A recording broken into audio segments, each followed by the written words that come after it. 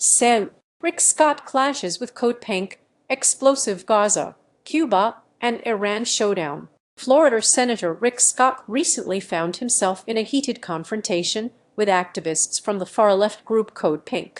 The group accused Senator Scott of supporting policies they claim are harming civilians in Gaza and Cuba. CodePink is well known for its frequent anti-American street protests and for badgering Republican lawmakers right on Capitol Hill. The organization has also come under scrutiny for allegedly receiving funding to spread pro-China propaganda from American Marxist tycoon Neville Roy Singham, who has documented ties to the Chinese Communist Party. In fact, one of CodePink's co-founders, Jodie Evans, is married to Singham. The exchange quickly escalated when protesters asked Senator Scott if Israel was acting in the name of freedom. "Absolutely," he affirmed. A protester shot back, "They are committing a genocide. That's freedom to you." Scott didn't miss a beat, firing back, "How about the Palestinians? Does it bother you what Hamas did?"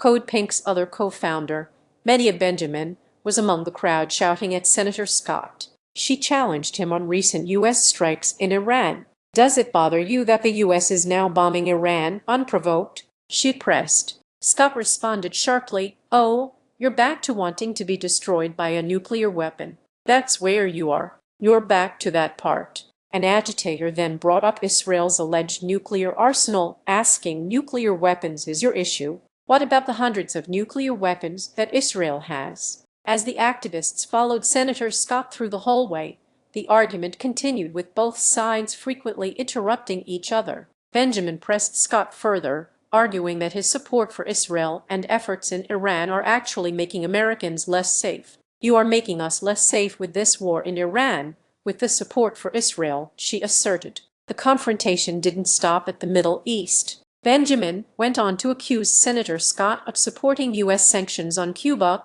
claiming these restrictions were worsening conditions and even killing children in Cuba. She insisted, "You are killing Cuban citizens with the blockade, not allowing any oil to get there. That's what's killing Cuban citizens right now."